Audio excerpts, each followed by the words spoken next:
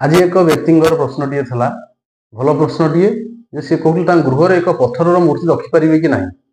ତ ଆପଣ ନିଶ୍ଚିତ ଭାବେ ରଖିପାରିବେ। ଖାଲି ପଥରର ମୂର୍ତ୍ତି ନୁହଁ, ଯେକୌଣସି ଧାତୁର ମୂର୍ତ୍ତି ବି ଆପଣ ରଖିପାରିବେ, ଯେମିତିକି ସୁନା, ରୂପା, ତମ୍ବା, ପିତ୍ତଳ, ଆପଣ ସମସ୍ତ ମୂର୍ତ୍ତି ରଖିପାରିବେ।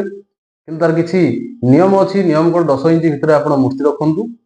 ତା ସହିତ ଆପଣ ମୂର୍ତ୍ତି ରଖିବା ସମୟରେ ବୈଦିକ ବ୍ରାହ୍ମଣଙ୍କ ସହିତ ପରାମର୍ଶ କରନ୍ତୁ।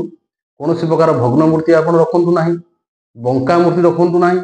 ଭଲ ମୂର୍ତ୍ତି ବା ସୁନ୍ଦର ମୂର୍ତ୍ତି ଆପଣ ରଖନ୍ତୁ ଭଗବାନଙ୍କର। ତାର ବୈଦିକ ପ୍ରଥା ଅନୁସାରେ ଆପଣ ବ୍ରାହ୍ମଣମାନଙ୍କ ସହିତ ପରାମର୍ଶ କରି ଆପଣ ପ୍ରାଣ ପ୍ରତିଷ୍ଠା କରାନ୍ତୁ, ଭଗବାନଙ୍କର ଉପଚାର ପୂଜା କରାନ୍ତୁ।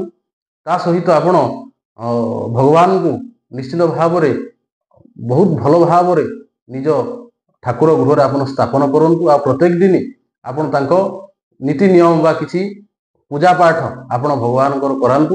ନିଶ୍ଚିନ୍ତ ଆପଣଙ୍କର ବହୁତ ଭଲ ଉନ୍ନତି ହେବା ସହିତ ଆପଣ ସମସ୍ତ ପ୍ରକାର ରିଷ୍ଟ ବି ଖଣ୍ଡନ ହେବ। ତା ସହିତ ପାରିବାରିକ ଶାନ୍ତି ଆସିବ, ରୋଗ ନାଶକ ହେବ।